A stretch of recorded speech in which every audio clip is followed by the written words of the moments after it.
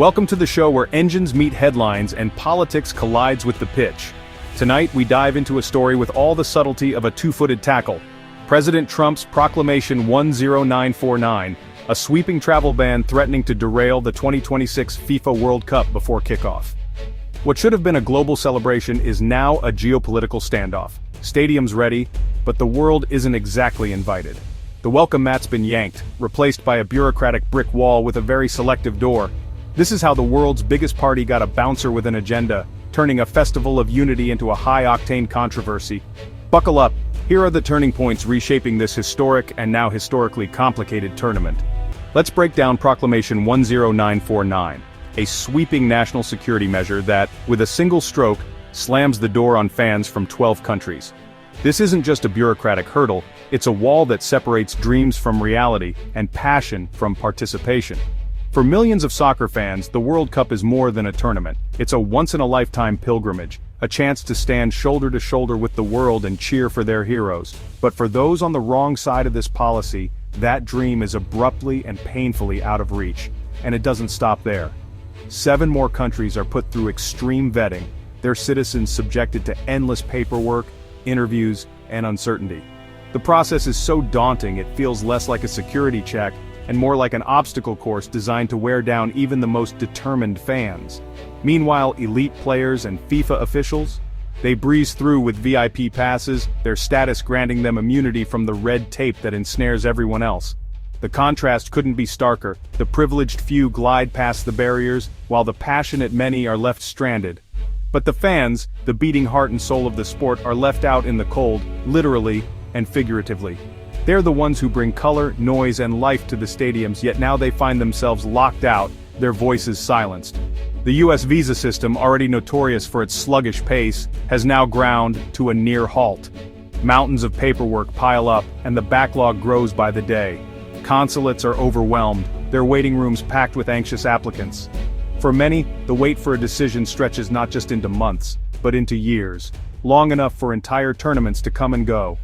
Imagine saving for years, scraping together every spare dollar just to see your team play on the world's biggest stage, only to be told at the last moment that your passport is the wrong color. The heartbreak is immeasurable. The emotional toll is immense. Families are separated, children watch their heroes from afar, and lifelong dreams are dashed in an instant. The World Cup, meant to unite, now divides. The World Cup's promise of unity is shattered. Instead of bringing nations together, these policies reinforce old divisions, turning what should be a global celebration into a patchwork of exclusion and disappointment. The passion of millions is sidelined, replaced by frustration and resentment. Players must perform on the world stage while their families and supporters are barred from even entering the stadium. The energy that fuels their performance is missing, poisoning the spirit of the competition and leaving a void that no amount of skill can fill. Host cities, forced to enforce these controversial policies, face a public relations disaster they never signed up for. Instead of welcoming the world, they're left explaining empty seats and subdued crowds to the global media. Proclamation 10949 has benched the most important players, the fans. The ones who make the World Cup more than just a game, who turn stadiums into cauldrons of emotion and unity, are now forced to watch from afar, their presence reduced to a memory. The stadiums may be full of seats, but without the fans, they risk being empty of soul. The true spirit of the World Cup, its unity, its passion, its promise, hangs in the balance, waiting for the day when policy and passion can finally stand on the same side. For US host cities, the travel ban is an economic and reputational disaster. Cities like Atlanta and Houston promised economic booms and global prestige, but now face canceled hotel bookings and vanishing jobs. Local businesses expecting a flood of tourists are staring at financial ruin. Mayors and city councils are trapped, obligated to FIFA, but kneecapped by federal policy. The Department of Homeland Security's deployment of the National Guard around stadiums only amplifies the image of exclusion. Cities wanted to showcase themselves as welcoming hubs. Instead, they're the face of a controversial policy. The reputational damage could last for decades, poisoning future bids for global events. The beautiful game has been dragged into the political mud, and host cities are left to clean up the mess. Nowhere is the absurdity of the World Cup's promise of unity and its reality more painfully clear than with Iran. The Iranian national team, a symbol of pride and resilience for millions, is allowed to take the field, to compete on the world's biggest stage. But the very people who have cheered them on through decades of triumph and heartbreak are left behind, their voices silenced, their presence erased from the stands. The team can play, but their fans are barred, kept out by politics, not by choice.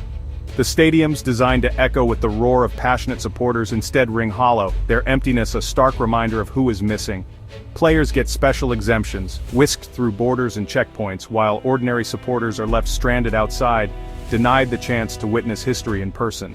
For every player who steps onto the pitch, there are thousands of fans locked out, their dreams of seeing their heroes up close dashed by invisible walls.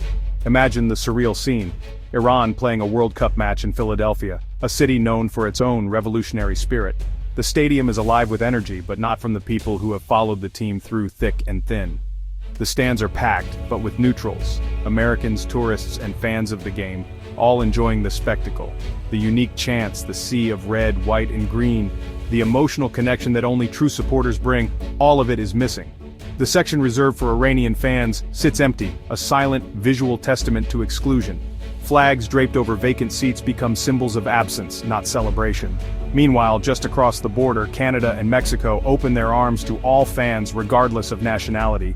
Their stadiums are filled with a vibrant mix of cultures, a true festival of football. The contrast is jarring, a bizarre split in the very spirit the World Cup claims to embody. An Iranian fan can watch their team in Toronto, surrounded by fellow countrymen and women, sharing in the joy and agony of every moment. But when the tournament moves south, the border becomes an impenetrable barrier. For many, the journey ends at the U.S. Customs desk, where dreams of following their team are cut short. For fans from banned nations, the process isn't just difficult, it's impossible. U.S. consular services in Iran don't even exist. There's no embassy, no office, no one to hear their case or process their application. The process stops before it can even begin.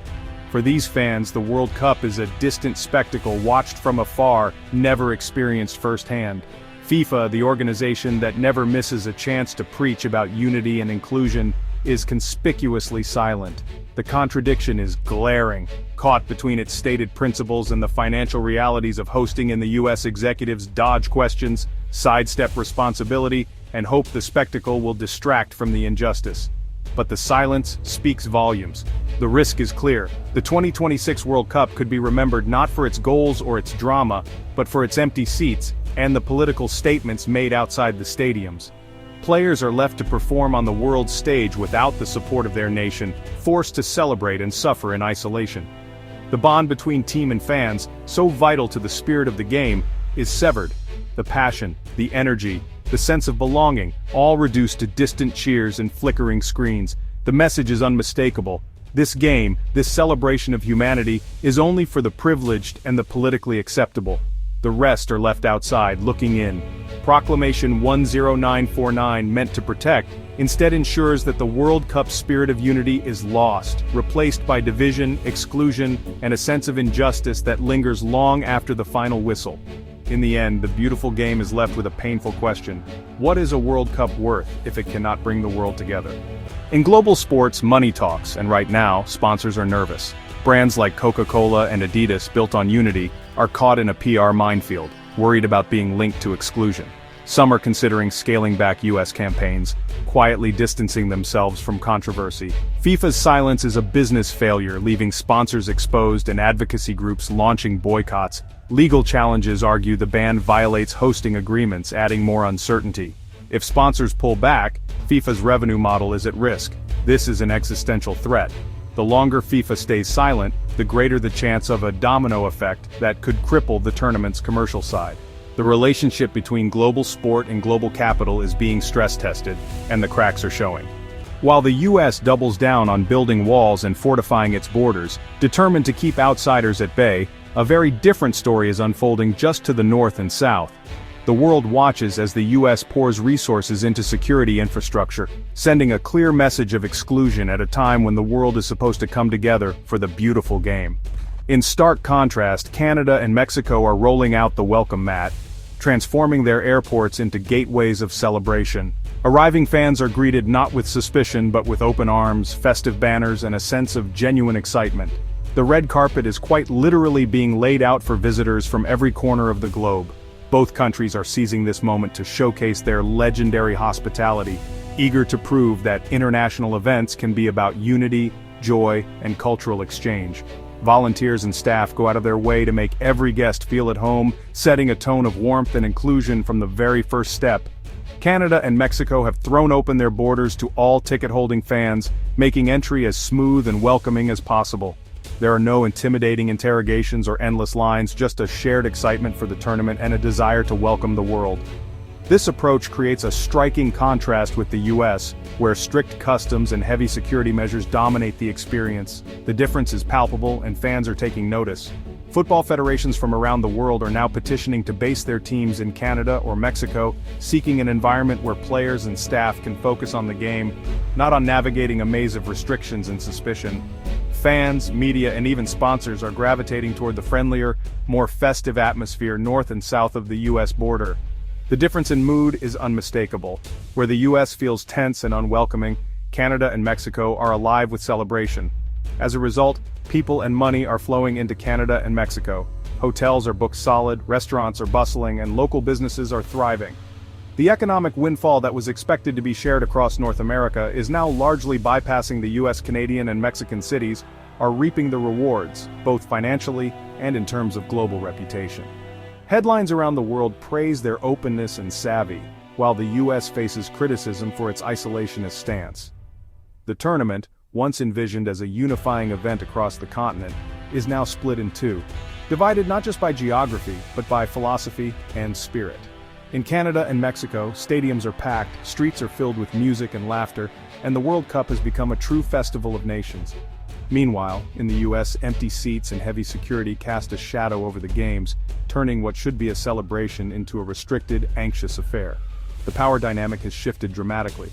Canada and Mexico, once seen as junior partners, now lead the way, their flags flying high as symbols of openness and progress. International media and leaders are taking note, with editorials praising Canada and Mexico for their vision and courage in defying the old playbook. While US cities deploy the National Guard and military vehicles to patrol stadiums, projecting an image of fear and control, their neighbors are investing in people, training volunteers in cultural sensitivity, language skills, and the art of making guests feel welcome. Welcome booths and fan assistance kiosks are popping up everywhere, offering help, smiles, and a sense of belonging to every visitor. The world is watching, and the verdict is clear. Canada and Mexico have exposed the folly of the US approach, showing that security and inclusion are not mutually exclusive. In the end, Canada and Mexico have proven that you can host a secure world-class event without sacrificing the spirit of welcome and inclusion that makes the World Cup truly special. The 2026 World Cup was meant to be a global celebration of unity and togetherness, but now it grinds through controversy and deepening division.